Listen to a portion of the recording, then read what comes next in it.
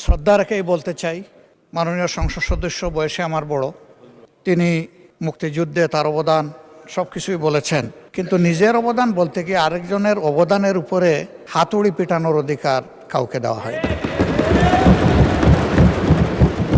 তিনি পার্সোনালি আমাকে হার্ট করেছেন। তিনি বলেছেন যে আমি বলে থাকি আমি শহীদ মুক্তিযোদ্ধা পরিবারের সদস্য, তাহলে ইনি এটাকে চ্যালেঞ্জ করছেন। 2 নম্বর, উনি বলেছেন কোনো মুক্তিযোদ্ধা কিংবা শহীদ মুক্তিযোদ্ধা পরিবারের কেউ জামাত ইসলামী করতে পারে না। তাহলে উনাকে জিজ্ঞেস করে করা লাগবে? এটি আমার নাগরিক অধিকার।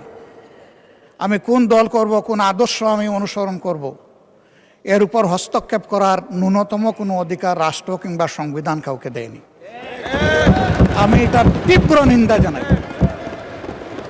আমার আইডেন্টিটি নিয়ে প্রশ্ন করা হয়েছে, এটা গুরুতর অপরাধ করেছেন উনি। আবার আমার আদর্শ সিলেকশনের ব্যাপারে উনি কথা বলেছেন, এটা বাড়তি অপরাধ করেছেন উনি।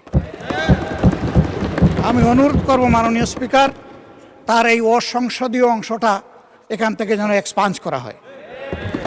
শেষে গিয়ে উনি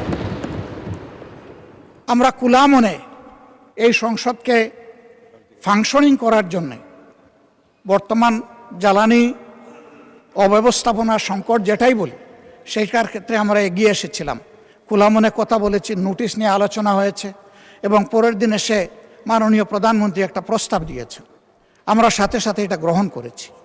তিনি এইটাকে শেষ পর্যন্ত কনক্লুশন টানলেন কি দিয়ে? হ্যাঁ, যার মগজ যেরকম তার কনক্লুশন হবে সেটা।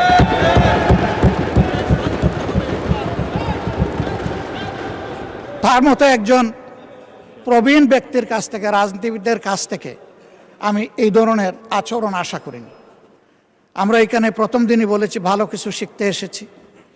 কাউকে হিট করা, গালি দেওয়া, এর মাধ্যমে বড় কিছু অর্জন করা যাবে না। কিছু গোলাবাজি হতে পারে বড় জোর, কিন্তু তার চাইতে বেশি কিছু হবে না। আর সাধারণত যুক্তি যখন ফুরিয়ে যায়, মাথা তখন গরম হয়ে যায়। একটা প্রবাদ আছে, রেগে গেলেন তো হেরেই গেলেন। আমরা সবাই মিলে হারতে চাই না, আমরা সবাই মিলে জিততে চাই। এই জন্য সবাই যেন মাথাটা একটু ঠান্ডা রেখে যুক্তির সাথে সত্যনির্ভর কথাগুলো বলি, তাতে অবশ্যই দেশবাসী উজ্জীবিত হবে, এই সংসদের প্রতি মানুষের আস্থা তৈরি হবে এবং দেশটাকে নিয়ে সবাই মিলে আমরা সামনে এগিয়ে যেতে পারব। ধন্যবাদ মাননীয় স্পিকার। ধন্যবাদ মাননীয় বিরোধী দলের নেতা জনাব ফজলুর রহমান। এখন আর তো না বললেও চলে। আমরা সংসদ উত্তপ্ত হোক এরকম চাই না, আপনি একটু দয়া করে বসেন। আমি আমার বক্তব্য শুনেন।